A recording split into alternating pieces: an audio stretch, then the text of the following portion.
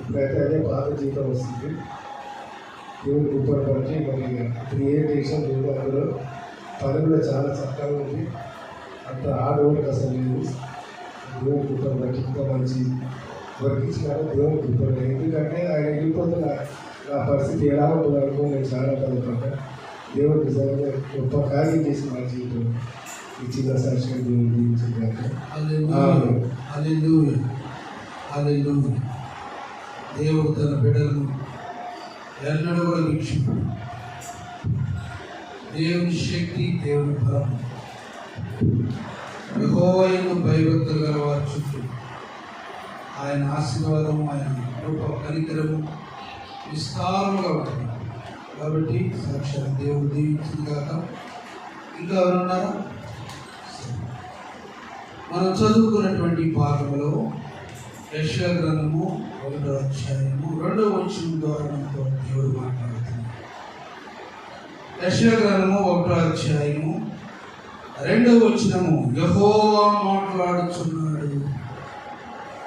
ఎవరు మాట్లాడుతున్నారు? దేవుడు మాట్లాడుతున్నాడు. మాట్లాడే దేవుడు మన దేవుడు. నీకు అన్ని మాటలు వచ్చినా దేవుడితో ఎప్పుడు మాట్లాడాలని ఆశపడవు. ఎన్నెన్నో మాటలు మాట్లాడతావు, కానీ దేవుడితో మాట్లాడాలి, దేవుడితో కలుసుకోవాలనేటువంటి ఆశ ఉండదు. సాధు సుందర్ సింగ్ గారు జీవిత చరిత్ర మీరు చదవండి, ఒక బుక్ చదివితే దానిలో నిజమైన దేవుడు ఎవరు అని అన్వేషించాడు. చివరికి చనిపోయే ముందు తన గదిలోకి వెళ్ళి ప్రార్థన చేస్తున్నాడు. మాట్లాడే దేవుడు ఎవరైనా ఉంటే నాతో మాట్లాడచ్చు, అప్పుడే నేను ఆ దేవుడిని అంగీకరిస్తాను, స్వీకరిస్తానని గదిలోకి వెళ్ళి ప్రార్థన చేస్తే ఆ గదంతా కూడా తెల్లని లైట్తో నిండిపోయింది. సాధు, ఇదిగో నేను నీ తండ్రి అయిన దేవుడిని, అబ్రహాము దేవుడును, ఇస్సాకు దేవుడును, యాకోబు దేవుడు.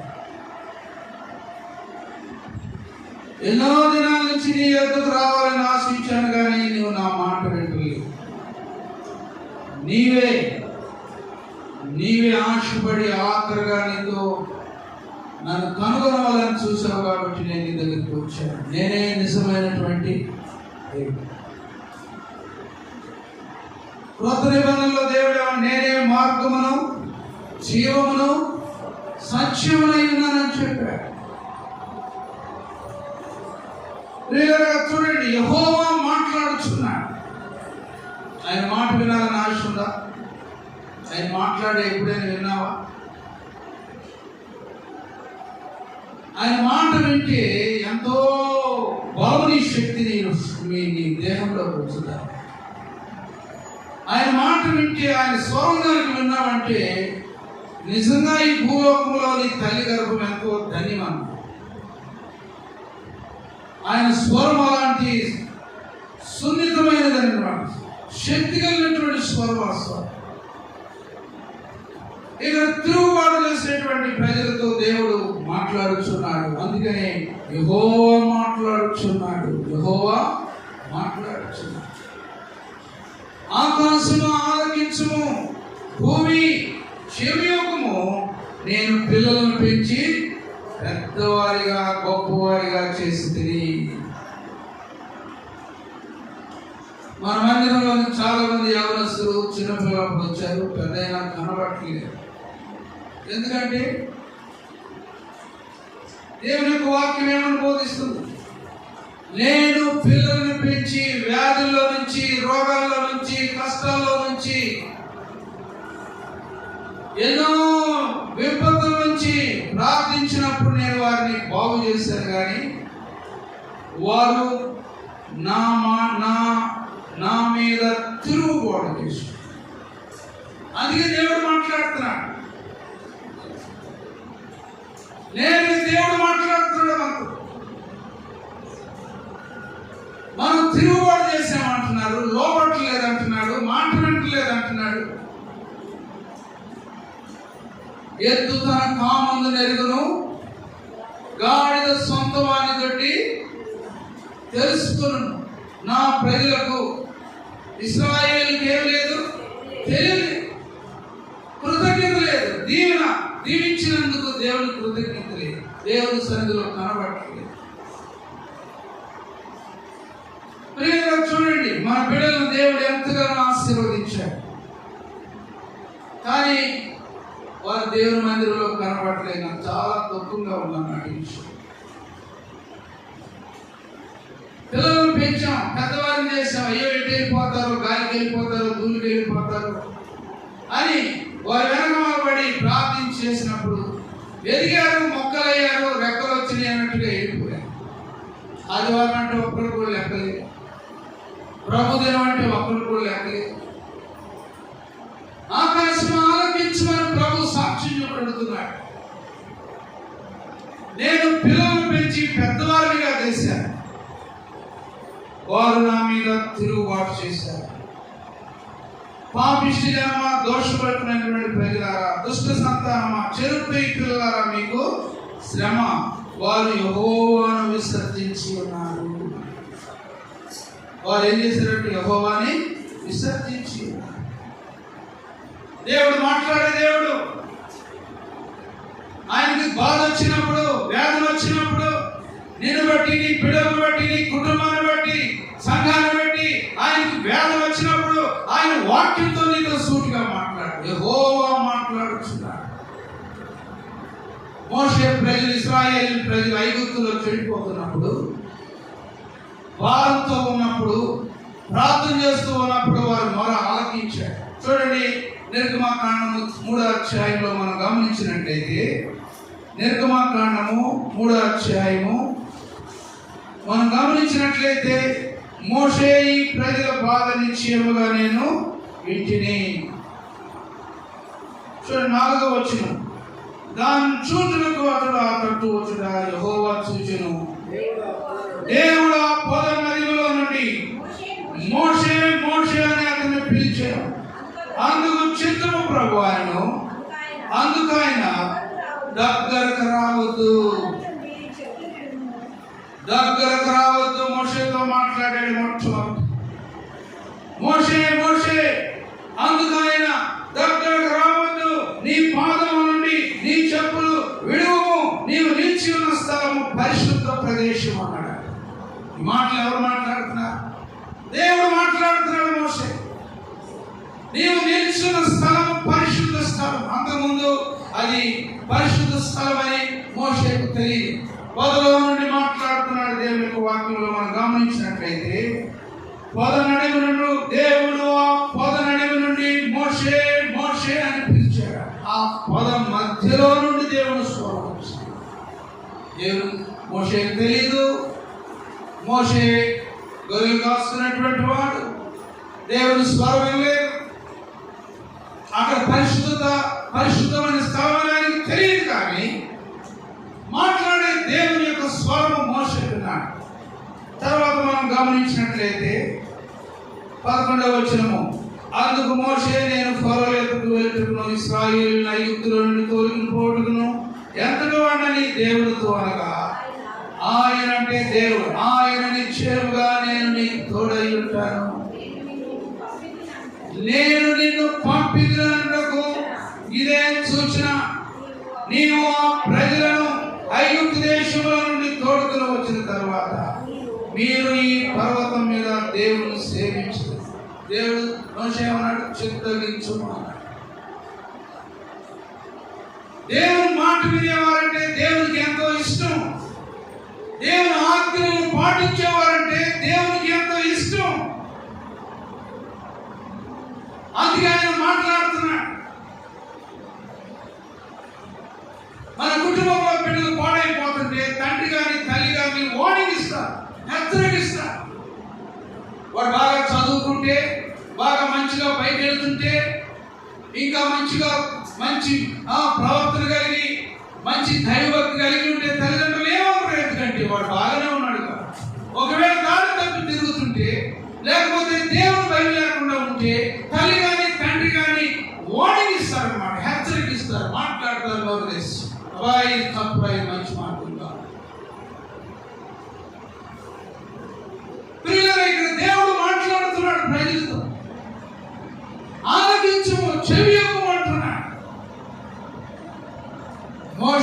చింతగించుము ప్రభు అన్న తర్వాత, ఇదిగో నేను నీతో నిశ్చయముగా 12వ వచనం, ఆయన నిశ్చయముగా నీకు తోడైందును, నీకు నేను తోడై ఉంటాను, నేను నిన్ను పంపినట్టుకు ఇది నీకు సూచన.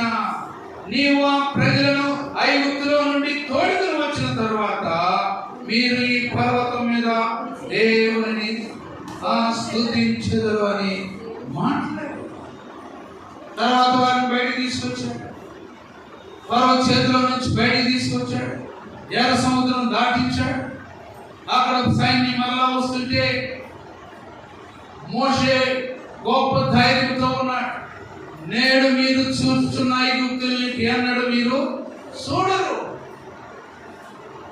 యుద్ధం యెహోవాదే. ఆయన నాకు వాగ్దానం ఇచ్చి మాట్లాడాడు, నోటితో నాతో మాట్లాడాడు.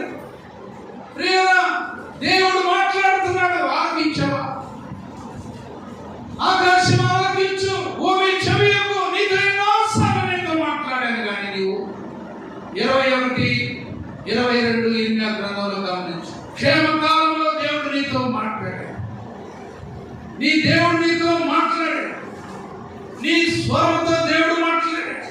క్షేమకాలంలో నేను నీతో మాట్లాడితే గాని నా మాట వినని నీ వంటివి. ఏమన్నాడు చూడండి దేవుని వాక్యంలో, నీ క్షేమకాలంలో నీతో మాట్లాడితే గాని నేను వినని నీ వంటివి. నా మాట వినకపోవుట నీ బాల్యకాలం నుండి నీకు వాడిక అయిపోయిందా. అందుకే ప్రభు సూటిగా వల్ల మాట్లాడుతున్నాడు, నీతో దేవుడు మాట్లాడుతున్నాడు. యెషయా ప్రవక్త చెబుతున్నాడు, యెహోవా మాట్లాడుతున్నాడు. ప్రియ సంగమా, దేవుని బిడ్డలారా, వాక్యం వింటున్నటువంటి, వాక్యం చూస్తున్నటువంటి దేవుని బిడ్డలారా, సంగమా, దైవజనమా, దేవుడు మాట్లాడుతున్నాడు. ఆయన మాట్లాడే దేవుడు. 10వ ఇర్మియా గ్రంథం 6వ వచనంలో అంటాడు, అవి తిన్నగా పెరిగినగా అవి మాట్లాడలేదు. 6వ వచనం ఏం చదవండి. దేవుడు 10వ ఇర్మియా గ్రంథంలో అవి మాట్లాడలేవు, వాటికి నోరుని కూడా వాటిని మాట్లాడలేదు. కానీ పరిశుద్ధమైన దేవుడు, మాట్లాడే దేవుడు, చూసే దేవుడు, వినే దేవుడు. ఆయన స్వరం వింటున్నావా? ఆయన స్వరం వినగలుగుతున్నావా? ప్రియ సహోదరి సహోదరా, చూడండి 10వ 6వ వచనము.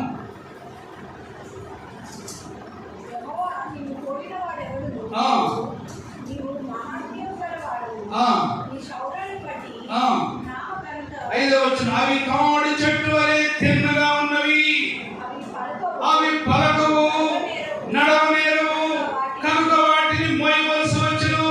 వాటికి భయపడుకుడి, అవి హాని చేయవు, నేరవు, మేలు చేయు. వాటి వలన తాడి చెట్టు వలె తిన్నగా ఉంటాయి, కానీ అవి మాట్లాడలేవు. ప్రియులను మాట్లాడగలుగుతున్నావా? దేవుడు వాక్యంతో మాట్లాడగలుగుతున్నావా? వాక్యంతో నేరుగాను మాట్లాడగలుగుతున్నావా? యెహోవా మాట్లాడుచున్నాడు. పరిశుద్ధ సంగమా, దేవుని బిడ్డలారా, దేవుడు స్వయంగా నీతో సంఘంతో మాట్లాడుతున్నాడు. ఉదయకాల సమయం రక్షింపనేరకున్నట్లు యెహోవా హస్తము కూర్చు కాలేదు, విననేరకున్నట్లు ఆయన చెవులు. 59 యెషయా ఎలా మాట్లాడుతున్నాడు దేవుడు చూడండి. ఇదిగో రక్షింపనేరకున్నట్లు యెహోవా హస్తము కూర్చు కాలేదు, విననేరకున్నట్లు ఆయన చెవులు మందం కాలేదు. మీ దోషమును మీకును మీ దేవునికి అడ్డముగా వచ్చేను. అందుకే దేవుడు మనతో ఉన్నప్పుడు మాట్లాడినప్పుడు వెళ్ళే, ఆయన స్వరం గుర్తుపట్టలే, ఆయన మాటని వినలే. అందుకని నువ్వు మొరపెట్టేటప్పుడు ఆయన వినడం, నువ్వు ప్రార్థన చేసినప్పుడు ఆయన ఆకాశం ఆలకించు అని చెప్తున్నాడు.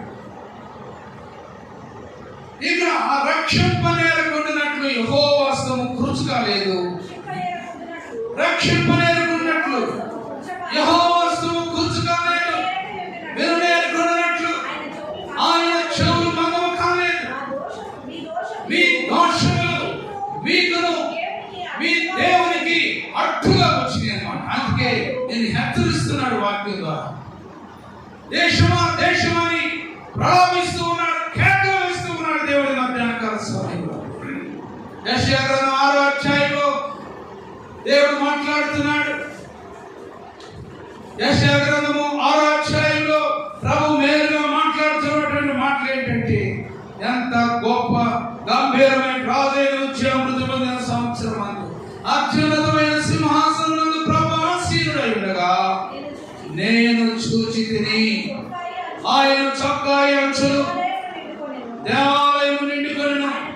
ఆయనకు పైగా సేవకులు నిలిచి ఉండిరి. ఒక్కొక్కరికి 6 రెక్కలుండెను. ప్రతి వాడును 2 రెక్కలతో తన ముఖమును, 2తో తన కాళ్ళను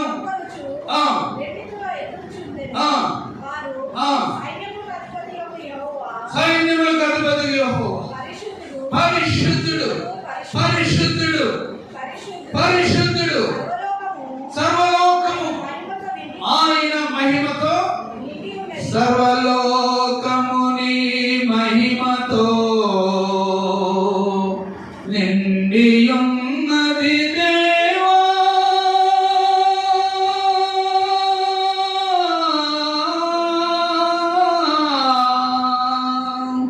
సర్వలోకము నీ మహిమతో నిండి ఉన్నది. ఎవరి మాట్లాడినా అంటే అక్కడ పరిశుద్ధుడు, పరిశుద్ధుడు, పరిశుద్ధుడు, పరిశుద్ధుడు నిత్యము దూతలతో కొనియాడబడుచున్న నా యేసయ్యా వందనం ప్రభు, వందనం. 9వ వచనం చదువు. ఆయన నీవు పోయి జనులతో ఇట్లనము, మీరు నిత్యము వినుచుందరు గాని గ్రహింపుగా ఉంటారు. నిత్యము చూస్తూ ఉంటారు కానీ తెలుసుకొనరు. వారు కనులతో చూచి, చెవులతో విని, హృదయముతో గ్రహించి మనసు మార్చుకొని స్వస్థత పొందకపోవునట్లు ఈ జనుల హృదయం క్రొవ్వు చేసి వారి చెవులు మందపరిచి వారి కనులు మూయించమని. చూసారు, వింటావు కానీ ప్రయోజనం, చూస్తావు కానీ ప్రయోజనం. దేవుని స్వరము ప్రకటనను హెచ్చరిస్తావు, దేవుని యొక్క వాక్యములను హెచ్చరిస్తావు, దేవుని యొక్క వాక్యములను గర్తిస్తా ఉంది. దేవుని యొక్క సన్నిధి నిన్ను నిన్ను ఎంతో అలర్ట్ చేస్తా ఉంది అన్నమాట, ఎంతో లేపుతా ఉంది. అయినా నువ్వు గ్రహించుకుంటావు. ఆకాశం ఆలకించు, భూమి చెవియకు, ఇదిగో నేను మాట్లాడుచున్నాను, నా మాట వినేవారు ఎవరు లేరు. 124వ దావీదు కీర్తనలో మాట నా నోటనుండగానే వారు కయ్యానికి వచ్చారంట. చూడండి దేవుని యొక్క వాక్యంలో. ప్రియమైనటువంటి దేవుని బిడ్డలారా, ఈ మధ్యాహ్న కాల సమయంలో ప్రభు మనతో సూటిగా మాట్లాడుతున్నారు. 120వ దావీదు కీర్తనలో 127వ వచనం, నేను కోరినది సమాధానమే, నా బిడ్డలతో సమాధానంగా ఉండాలని కోరుతున్నాను, నా మాట వినాలని కోరుతున్నాను, నాకు లోబడాలని కోరుతున్నాను, నా ఆజ్ఞలను వినాలని, అనుసరించాలని, నాకు భయపడాలని, ఈ వాక్యములకు లోబడాలని నేను కోరుతున్నాను. కానీ నేను కోరినది సమాధానమే, అయినను మాట నా నోట వచ్చిన తోడనే వారు యుద్ధమునకు సిద్ధపడతారంట. ఆపోయా చెప్పేవారు, మాట నా నోట ఉండగానే, దేవుని మాట నోట్లో ఉండగానే అసలు ఏం చదువుతున్నావు కూడా వింటలేదు. మనం ఎవరు చదువుతున్నామో ఆయన అసలు మాట ఏంటో, అసలు ఆయన మాట ఏంటో కూడా మనం ఆలోచించదు. మాట నోట ఉండగానే కయ్యానికి సిద్ధమవుతున్నారు. దేవుని వాక్యం వినడానికి కూడా ఇష్టపడలేదు. ప్రియ సంగమా, ఈ మధ్యాహ్న కాల సమయంలో దేవుని మాటను విన్నటువంటి వాడు, దేవుని మాట విన్నటువంటి వాడు ఎలాగ ఆశీర్వదించబడ్డాడో చూడండి. అబ్రహాము 12వ అధ్యాయంలో దేవుడు మాట్లాడుతున్నాడు. అబ్రహాము, ఇదిగో నేను చూపించు దేశమునకు నీవు వెళ్ళు. ఎవరు మాటది? ఏదో రాజు మాట కాదు, లేకపోతే ఒక సాధువు మాట కాదు, లేకపోతే ఒక పెద్ద గొప్ప వ్యక్తి మాట కాదు. ఆకాశంలో భూమిని సృష్టించినటువంటి దేవుని మాటది. ఏమంటున్నాడు? నీవు లేచి నీ దేశము నుండి నీ బంధువుల యొద్ద నుండి నీ తండ్రి ఇంటి నుండి బయలుదేరి నేను నీకు చూపించు దేశమునకు వెళ్ళుము. నిన్ను గొప్ప జనముగా చేసి నిన్ను ఆశీర్వదించి నీ నామమును గొప్ప చేసిదను. నీవు ఆశీర్వాదముగా ఉంటావు. నిన్ను ఆశీర్వదించు వారిని ఆశీర్వదించదను, నిన్ను దూషించే వారిని దూషించదను. భూమి యొక్క సమస్త వంశములు అబ్రహాముతో అనగా యెహోవా అతనితో చెప్పిన ప్రకారము అబ్రహాము వెళ్ళాడు. ప్రియమైనటువంటి దేవుని బిడ్డలారా, చెప్పిన మాట ప్రకారం అబ్రహాము వెళ్ళాడు. దీవించబడ్డాడు. బిడ్డలేకపోయిన దేవుని బిడ్డలు ఇచ్చాడు, ఆశీర్వదించాడు, విశ్వాసులకు తండ్రిగా చేశాడు. చాలా దేవుడు దీవించాడు. అబ్రహాము దేవుడు ఆశీర్వదించాడు. తనకు పుట్టిన కుమారుడు సాగును కూడా దేవుడు దీవించాడు. ఆయన మాట మాట్లాడుతున్నాడు. యెహోవా మాట అబ్రహామును కదిలించింది, అబ్రహామును దీవించింది, అబ్రహామును ఆశీర్వాదంగా చేసింది. ఈ రోజు వరకు కూడా మనము అబ్రహాము దేవుడు, ఇస్సాకు యాకోబు దేవుడు మనం చెప్పుకుంటున్నాం. ప్రియమైనటువంటి దేవుని బిడ్డలారా, దేవుడు మాట్లాడుతున్నాడు, నీతో మాట్లాడుతున్నాడు, ఎన్నో రకాలుగా మాట్లాడుతున్నాడు. వాక్యం ద్వారా మాట్లాడుతున్నాడు, టీవీ ద్వారా మాట్లాడుతున్నాడు, దైవం ద్వారా మాట్లాడుతున్నాడు, స్వప్నం ద్వారా మాట్లాడుతున్నావు. కానీ నేను విననంటివి, నీ మాట వినకపోవటం నాకు బాల్యకాలం నుండి వాడితే యోనాతో దేవుడు మాట్లాడాడు. నినివే పట్టణస్తుల ప్రజలు నా దృష్టికి ఘోరమైపోయారు. ఆ పట్టణం అంటే నాకు ఎంతో ఇష్టము. యోనా, నీవు లేచి ఆ పట్టణానికి వెళ్ళమన్నప్పుడు వెళ్ళాడా? దేవుని స్వరాన్ని భయపడ్డాడా? దేవుని స్వరాన్ని గదగదలాడా? ఎక్కడికి వెళ్ళాడు? నినివే పట్టణానికి వెళ్ళవలసిన వాళ్ళు తర్షీషుకు వెళ్ళిపోయాడు. మార్గం తప్పించాడు. దేవుని తల్లిపోయాడు. ఒక పక్కన దేవుని స్వరం వినబడుతుంది. నినివే పట్టణము బహు డేంజర్లో ఉంది. వారి పాపము, వారి తిరుగుబాటు, వారి అంత కూడా నా కళ్ళెదురు కనబడుతుంది. దేవుని నాశనం చేయకూడదు. నీ వెళ్ళి ఒకసారి స్వార్థ ప్రకటించి యోనా అని యోనాతో దేవుడు మాట్లాడితే యోనా వెళ్ళిపోయి నాలో పడుకున్నాడు, పడవలో పడుకున్నాడు, గాఢం తెరబోతున్నాడు. ప్రియులు గమనించండి, నాశమా దేశమా ఆలకించు, నీ మాటలు వినటానికి ఆలకించు. నా బిడ్డలు నా మాట వినకుండా త్రోసివేసి ఆకాశము ఆలకించుము, భూమి చెవియొక్కుము. నేను పిల్లలు పెంచాను, పెద్దవాళ్ళు చేశాను, ఎంతో గొప్పవారిగా చేశాను. ఇప్పుడు నా మీద ఏమైపోయారు? తిరుగుబాటు చేశారు. యోనా తిరుగుబాటు దేవుని ఎంతో దుఃఖపరిచింది. ప్రేమటువంటి దేవుని బిడ్డ, దేవుని స్వరం వినకుండా దేవుని ఆత్మని ఎంతో దుఃఖపరుస్తున్నాడు. ఈ మధ్యాహ్నకాల సమయంలో దేవుని స్వరం వినకుండా, దేవుని హెచ్చరిక వినకుండా నీ సొంత ఆలోచనతో దేవుని దుఃఖపరుస్తున్నావా? పరిశుద్ధాత్మను దుఃఖపరుస్తున్నావా? ఇది నీకు క్షేమం కాదు. యోనాకు క్షేమం ఉందా? చదవండి యోనా గ్రంథంలో. నినివే పట్టణమునకు వెళ్ళవలసినటువంటి యోనా, చదవండి అమ్మా. యోనా గ్రంథం తీయండి, చదవండి.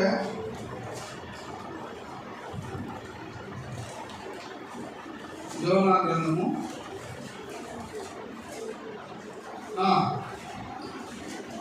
1వ అధ్యాయం చదవండి. నినివే పట్టణస్థుల యెహోవాకు ఇలాగు సెలవిచ్చెను. నినివే పట్టణస్థుల దోషము నా దృష్టికి నీవు లేచి నినివే మహాపట్టణమునకు పోయి దానికి దుర్గతి పట్టణాన్ని ప్రకటించుము. అయితే యెహోవా సముద్రం మీద ఎక్కడ చదువుతున్నాను? అయితే యెహోవా సన్నిధిలో నుండి తర్షీషు పట్టణమునకు పోవాలని చదవండి. యోనా యొప్పేకు పోయి తర్షీషులకు పోవు ఒక ఓడను చూచి ప్రయాణములకు కేవించి యెహోవా సన్నిధిలో నిలవక ఓడవారితో కూడా తర్షీషులు పోవుటకు ఓడ ఎక్కెను. దేవుని మాట విన్నాడా? యెహోవా మాట్లాడుచున్నాడు, యోనా ఇదిగో నీ నినివే పట్టణస్థుల యొక్క దోషము నా దృష్టికి ఘోరమైన కనుక నీవు లేచి నినివే పట్టణానికి వెళ్ళి. ప్రేమైనటువంటి దేవుని బిడ్డలారా, యోనాని దేవుడు ఎంతో ప్రేమించాడు, కానీ దేవుని మీద యోనాకి ఏమాత్రం కూడా భయం లేదు. ఏదో క్లాస్మేట్ లాగా అనుకున్నాడు, లేకపోతే నా రక్త సంబంధం లాగా అనుకున్నాడు, లేకపోతే ఎప్పుడు నాతో మాట్లాడే దేవుడు అనుకుంటున్నాడు. ఆయన మాట, నా మాట అగ్ని వంటిది కదా, బండను పగలగొట్టు శుద్ధి వంటిది కదా. యోనా భక్తిలో తేలిపోయాడు. దేవుని మాట వినకుండా తన మార్గంలో మరొక మార్గంలోకి వెళ్ళిపోయాడు. ఎన్ని మార్గాల్లో నడుస్తున్నావో జ్ఞాపకం చేసుకున్నావు. ఎన్ని మార్గాల్లో జ్ఞాపకం చేసుకుంటున్నావు. దేవుడు చెప్పిన మాట వింటున్నాడా? చెప్పినట్టుగానే ఉన్నాడు. ఆ భక్తిని బైపాస్ లో వెళ్ళవచ్చు అనుకున్నాడు, కానీ దేవుడు ఊరుకుంటాడా? దేవుడి మాట వినుకుంటే ప్రజలు పాడైపోతున్నారు, దేశం పాడైపోతుంది, నినివే పట్టణం పాడైపోతుంది అని దేవుడు ఎంతో భావం కలిగి యోనాను పంపితే యోనా యెహోవా మాట ఆలకించాడా? చదవని దేవుని యొక్క వాక్యంలో మనం గమనించినట్లయితే పెద్ద తుఫాను అయితే యెహోవా సముద్రం మీద పెద్ద గాలి పుట్టింపగా గొప్ప తుఫాను రేగి కాబట్టి భయపడి ప్రతివాడు కూడా తమ తమ దేవతలను పూజ చేసుకుంటున్నారు. ఓడను చులకన చేయటికై పారవేసి అప్పటికి యోనా దిగువ భాగమునకు పోయి గాఢ నిద్ర పోవచ్చుండెను. అప్పుడు ఓడ నాయకుడు అతని ఎద్దుకు వచ్చి నీకు ఏమి వచ్చినది? లేచి నీ దేవుణ్ణి ప్రార్థించు. చూడండి, యోనా చేసినటువంటి పాపము, యోనా చేసినటువంటి తిరుగుబాటు దేవుణ్ణి ఎంతో కలవరపరిచింది. అయ్యో నా బిడ్డలు నా మాట ఎందుకంటలేదు? నినివే పట్టణానికి పొమ్మంటే నేరుగా నినివే పట్టణానికి వెళ్ళిపోవలసింది కదా. ఈ ప్రయాణానికి అబ్రహాము దేవుడు పిలిచి పొమ్మన్నప్పుడు వెళ్ళిపోయాడు కదా. యోనా ఎందుకు వెళ్ళలేదంటే యోనాలో దేవుని భయం కనబట్టలేదు. యోనా దేవుడి మాట అంటే చులకనగా చూసుకున్నాడు. ఓ ఇంత పెద్ద పట్టణానికి నన్నే పంపుతున్నాడని గర్వించాడు. ఇప్పుడు ఎటు పాడైపోయిందిలే, ఓ గంట 2 రోజులకి ఏం పెద్ద ఇబ్బంది వచ్చిందని చెప్పి రూట్ మార్చాడు. నీవు దేవుని చెప్పిన రూట్ మారిస్తే దేవుడు నీ రూట్ కూడా మార్చి పడేస్తాడు. ఎంత పెద్ద అలలు వచ్చేసి, ఎంత పెద్ద గందరగోళం వచ్చేసింది, ఎంతమంది ఇబ్బంది పడిపోయారు. చూడండి, దేవుని యొక్క వాక్యంలో యోనా గ్రంథంలోనే దేవుడు అలాంటి పరిస్థితిలో 17వ వచనం గమనించండి. 1వ అధ్యాయము 17వ వచనము, గొప్ప మత్స్యానికి దేవుడు మాట్లాడి ఆజ్ఞయించాడు.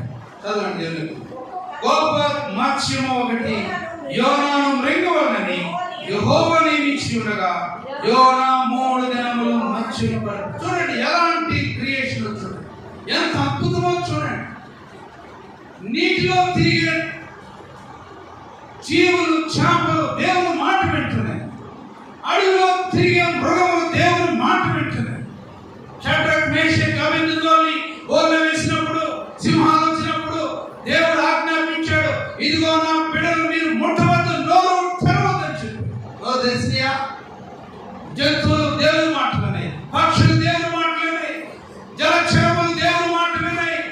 ఎప్పుడైతే యోనా పొరపాటు చేసి ఇంకొక మార్గంలోకి వెళ్ళి ప్రజలకు ఎంత ఇబ్బంది కలిగించి పెద్ద తుఫాన్ లేపి ఎంతగానో చేసినప్పుడు ఎత్తి సముద్రంలో పడేయమన్నాడు. ఆయన సాక్షి గొప్పగా ఉన్నాడు, నేను ప్రధాన ఆయన సేవకుడు. దేవుడు మాట్లాడుతున్నాడు. ఈ మధ్యాహ్న కాల సమయంలో ఆలోచిస్తున్నావా? దేవుడు మాట్లాడుతున్నాడు స్వరం ద్వారా, వాక్యం ద్వారా, దేవుడు సేవకుల ద్వారా, పరిచర్యల ద్వారా, టీవీ పరిచర్యల ద్వారా, రేడియో ప్రసంగాల ద్వారా ఎంతమంది మారారు? రేడియో ప్రసంగంలో ఎంతమంది దేవుడు కలుసుకున్నారు? ప్రేమైనటువంటి దేవుని బిడ్డలారా, ఆకాశం ఆలకించు, భూమి చెవియొగ్గని దేవుడు నిన్ను మధ్యాహ్న కాల సమయంలో హెచ్చరిస్తూ ఉన్నాడు. దేవి జన్మ సంగమా, దేవుని బిడ్డలారా, వాక్యం వింటున్నటువంటి నా ప్రియ సహోదరి సహోదరులారా, ఆయన మాట వింటే నీకెంతో శ్రేష్టం.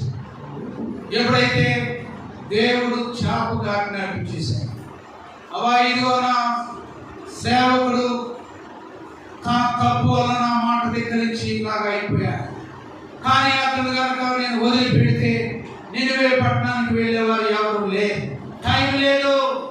కాబట్టి పెద్ద త్రివిక్రమం లాంటి దాన్ని దేవుడు ఆజ్ఞాపించాడు. అయ్యా వెళ్ళిపోతున్నారయ్యా, అది ఏ మూలం ఉందో ఎక్కడుందో తెలియదు. దేవుడు స్వరంలోకి వినబడినప్పుడు అది అన్నింటినీ వదిలిపెట్టి, తన పిల్లలు వదిలిపెట్టి, తనకున్నటువంటి ఆ ఏరియా మొత్తం వదిలిపెట్టి నినివే పట్టణం వైపు పారిపోతారు. అందరూ అడిగారు, ఏంటంటే ఎమర్జెన్సీకి వెళ్ళిపోతారు. నా దేవుని పని, నా దేవుని స్వరం విన్నాను. యోనా అనేటువంటి మనుషుడు ఇదిగో దేవుని మాటకి వినకుండా ఆయన త్రోవలో వెళ్తుండగా సముద్రంలో ఆయన ఎత్తి లోపల పడేసినప్పుడు ఇదిగో నా తండ్రి నాకు ఆజ్ఞాపించాడు. అన్ని ఆయన చేసినాయి కదా, అన్ని ఆయన హస్తకృత్యాలే కదా, జలచరాలన్నింటినీ కూడా ఆయన తెలిసిన దేవుని మాట విను అన్ని ఇంటినీ, కానీ నువ్వు మాత్రం నేను మాత్రం దేవుడి మాట వింటే అనుసరం. ప్రేమైనటువంటి దేవుని బిడ్డలారా, 3 దినాలు 17వ వచనం రాసింది, 3 దినాలు మత్స్యపు యొక్క కడుపులో ఉండెను. మళ్ళా ఏమని ఆజ్ఞాపించాడు చూడండి, 2వ అధ్యాయము 10వ వచనం, అంతలో యెహోవా మత్స్యమునకు ఆజ్ఞేయగా నీ యోనాను ఎక్కడ కక్కివేసినాడు. ఎవరి మాట? నా మాట ఇంకే చేపలిద్దా? యోనా ముఖం చూసి, యోనా సాక్షి చూసి, అయ్యో యోనా ఎంత మంచివాడు అనుకుని ఎరగ తీసి పడేసి ఉంటుంది. దొరికింది మంచి ఛాన్స్ అనుకొని నరుడి మాంసము చేపలకి ఎంతో శ్రేష్టము. సముద్రంలో చనిపోయినటువంటి వారు చాలా మంది ఉంటారు, సముద్రంలో కొట్టుకుపోయినటువంటి వారు చాలా మంది ఉంటారు, లేకపోతే కక్షల చేత చంపేసి సముద్రంలో పడేసిన వాళ్ళు ఉంటారు, లేకపోతే నదుల్లో పడేస్తే కొట్టుకుని సముద్రంలోకి వస్తుంది. సముద్రంలో ఏది కూడా నిలవదన్న అంత బయటికి రావాల్సింది. చూడంటూ సముద్రంలో ఉండదు. అది బయటపడే వరకు ముఖం ఎవరిదో తెలియదు, ఎవరో తెలియదు, ఏ వ్యక్తి కూడా తెలియదు. చేపలు శుభ్రంగా తినబడేస్తాయి. ఎన్నో చూశాను నేను. ప్రేమైనటువంటి దేవుని బిడ్డలారా, ఈ చేప దేవుని మాట విని, దేవుని స్వరం విని, దేవుని స్వరానికి భయపడి తిరుగుబాటు చేసినటువంటి లోబడినటువంటి యోనాకు తన కడుపులో భద్రంగా పెట్టుకుంది. మృంగమన్నప్పుడు మింగింది, కక్కమన్నప్పుడు అంతలో యెహోవా మత్స్యమునకు ఆజ్ఞేయగా అది యోనాను నేల మీద కక్కి వేసాను. ప్రేమైనటువంటి దేవుని బిడ్డలారా, దేవునితో మాట్లాడితే మీరు యోబు గ్రంథము 11వ అధ్యాయం చదువు. దేవుడు గర్జించినటువంటి వాడు మేలు. 11వ అధ్యాయము 5వ వచనం. యోబు తన మాటల్లో దేవుని స్వరం వింటే చదవండి. 11వ అధ్యాయం 5వ వచనం. దేవుడు నీతో మాట్లాడిన ఆయన నీతో వాదిస్తే మేలు. విన్నావా ఈ మాట? ఎప్పుడే విన్నావా? మీ ఆయన గర్తింపులు విన్నావు, నీ తల్లిదండ్రులు గర్తింపినావు, కానీ దేవుడు గర్తించడం ఎప్పుడైనా నీకు అనుభవం ఉందా? దేవుడు గర్తించాడు నన్ను, ఈ విషయంలో దేవుడు గర్తించాడు. దేవుడు గర్తించిన నరుడు ఎవరట? ధన్యుడు.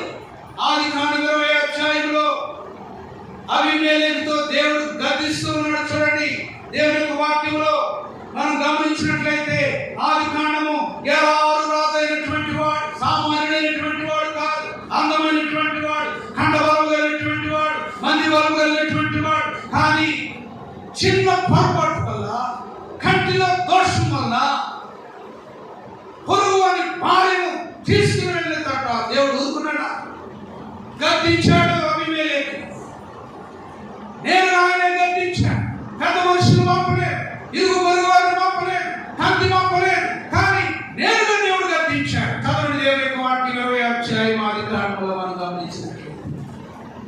అబ్రహాము భార్య శారా.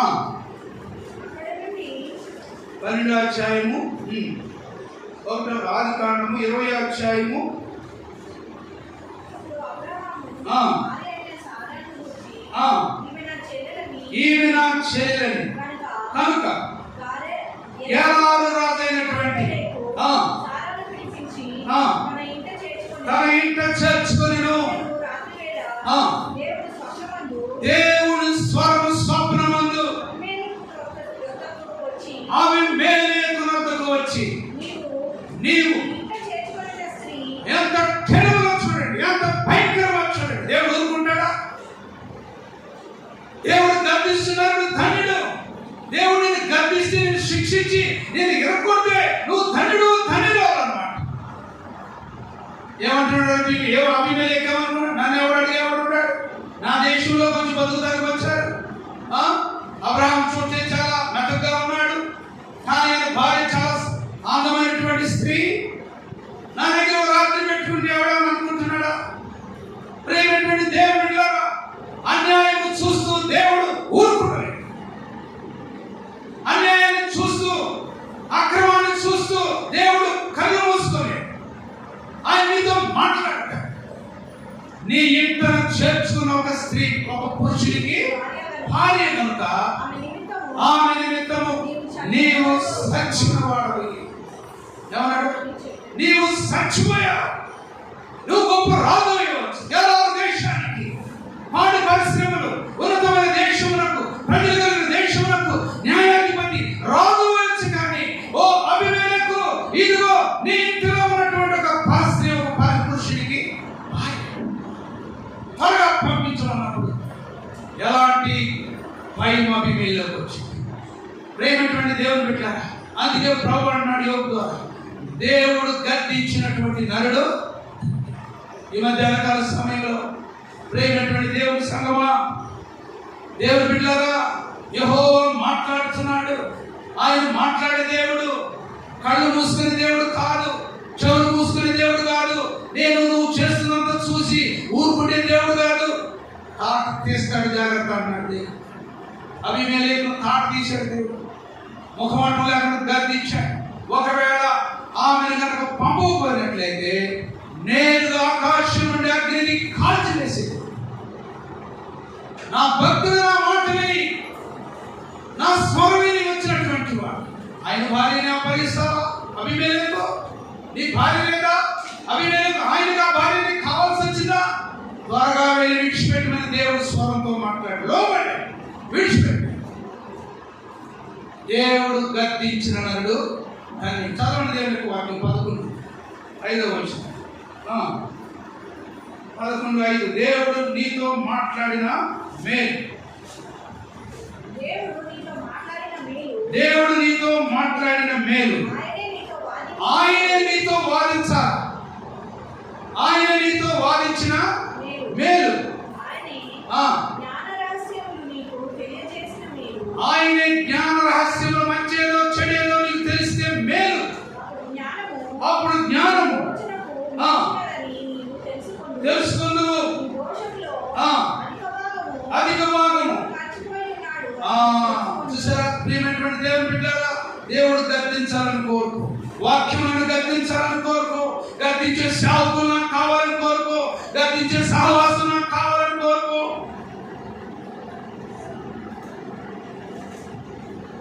పిలాతు అంటాడు, నీ యూదులకు రాజు ఉన్నట్టే అంటాడు దేవుడు.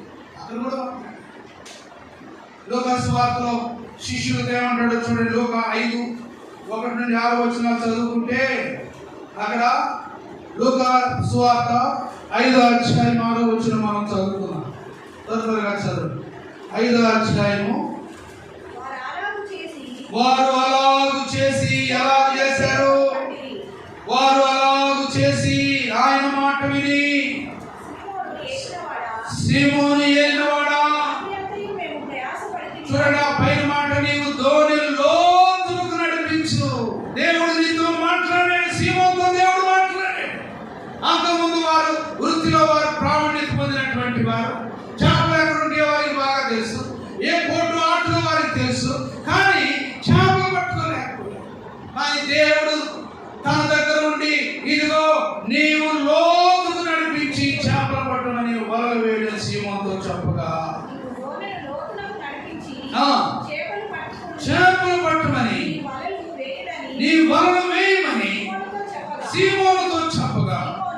సీమోను ఏలినవాడా, ఏలినవాడా రాత్రంతయు మేము రాత్రంతయు మేము ప్రయాసపడితిమి గాని ప్రయాసపడితిమి గాని ఏమీ దొరకలేదు. ఆ, అయినను అయినను నీ మాట చొప్పున నీ మాట చొప్పున వలలు వేసి వలలు వేతుమని ఆయనతో చెప్పిరి. ఆరాము చేసి ఆరాగు చేసి విస్తారమైన చేపలు పట్టిరి. విస్తారమైనటువంటి చేప. ప్రియుడా, దేవుని స్వరం వింటే నీకు ఎంతో మేలు తెలుసా? ఆయన మాట వింటే నీకు ఎంతో మేలు తెలుసా? నాతో నీవు మాట్లాడినచో నే బ్రతికెదను ప్రభు.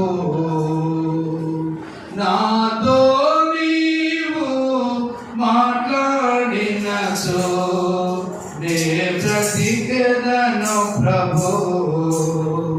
నా ప్రియుడా, నా హితుడా, నా ప్రాణనాథుడా, నా రక్షకా. నా ప్రియుడా, నా హితుడా, నా ప్రాణనాథుడా, నా రక్షకా. నాతో నీవు మాట్లాడినచో నే బ్రతికెదను ప్రభు. దావీదు మాట. మిద్ది మీద నుండి చూడరాని దృశ్యం చూశాను. బుద్ధి లేని వాడిని దారి తప్పాను. కానరాక నేను దారి తప్పాను. లేదు నీ వాక్యము, లేదు నీ జీవము నాలో లేదయా అని కేక వేస్తున్నాడు ప్రియమైనటువంటి దేవుడు. దేవుని మాట వింటావా? యెషయా గ్రంథం 1వ అధ్యాయంలో యెహోవా మాట్లాడుచున్నాడు. ఈరోజు దేవుని స్వరం ఏంటి నీకు ఎంతో మేలు. ఆయన మాట విని లోబడితే ఎంతో మేలు. ఆయన గద్దిస్తే నువ్వు మేలు. ప్రియమైనటువంటి సహోదరి సగమా, దేవుని వాక్యం వింటున్నటువంటి నా ప్రియ సహోదరి సహోదరు, ఆయన మాటకు చెవి, ఆయన మాటకు చెవి. ప్రార్థన చేసి దేవుడి తర్వాత దీవించింది. ప్రార్థన చేసుకున్నా దయచేసి మోకరించి ప్రార్థన చేయండి. దేవుడు మాట్లాడుతున్నాడు. అభిమేలెకు, నీవు పెద్ద దేశానికి రాదులే కానీ నువ్వు చేసిన పొరపాటయ్యా. నీవు భార్యను తీసుకొచ్చి లోపల పెట్టుకున్నావు, పరస్త్రీని పెట్టుకున్నావు. ఇదిగో వెదురు పెట్టమన్నప్పుడు గదగదలాడుతూ వెళ్ళిపోయాడు. యోనా ఫలానా స్థలానికి వెళ్ళమంటే దారి తప్పి తిరిగిపోయాడు. మత్స్యానికి, చేపకి ఓ గొప్ప స్వరంతో దేవుడు మాట్లాడాడు. అది ఏ మూలంలో పరిగెత్తుకుంటూ వెళ్ళి అక్కడికి వెళ్ళిపోయింది ఆ సముద్రంలో. అప్పుడు యోనా ఎంతో అటు కొట్టుకులాడుతున్నాడు. చనిపోయే స్థితికి వచ్చాడు. వెంటనే లోపలికి మింగేసేసి ఒక ప్రత్యేకమైనటువంటి స్థలంలో దాచుకుంది. మళ్ళా తిరిగి కక్కమన్నప్పుడు మళ్ళా తిరిగి కక్కడానికి వెళ్ళిపోయి తన పని పూర్తి చేసింది. పని పూర్తి చేస్తావా? దేవుని స్వరం వింటావా? ప్రియమైనటువంటి దేవుని బిడ్డలో ప్రత్యేకపడి కన్నీరుగా ప్రభా, నీ స్వరం నేను వినలేకపోయాను, నీ గర్భింపు తీసుకోలేకపోయాను ప్రభా. ఓ పరిశుద్ధులైన మా తండ్రి, దయగలిగిన మా ప్రభా, నీ పాదాలకు నీ వాక్యానికి లోబడే మనసు మీరు మాకు దయచేయండి. ఆకాశం ఆలకించి వచ్చేవి భూమి. నేను బిడలు పెంచి పెద్దవారిని తీసిన ప్రభా, మా తిరుగుబాట్లు అనేకములు ప్రభా. ఇదిగోనైనా మా మండితనము ప్రభా, ఇదిగో క్షణంగా క్లియర్గా నీ ఎదురు కనబడతా ఉంది ప్రభా. మమ్మల్ని మేము సరి చేసుకుని నీ వాక్యాన్ని విని లోబడే మనసు మాకు దయచేయండి ప్రభా. సీమోన్లాగా విస్తారమైనటువంటి చేపలు, విస్తారమైనటువంటి దేవుళ్ళు పొందేవారిగా మీరు మాకు సహాయం చేయండి. యేసు నామమున అడిగి ప్రార్థన చేస్తూ ఉన్నాను తండ్రి. ఆమేన్, ఆమేన్. దయచేసి కూర్చోండి.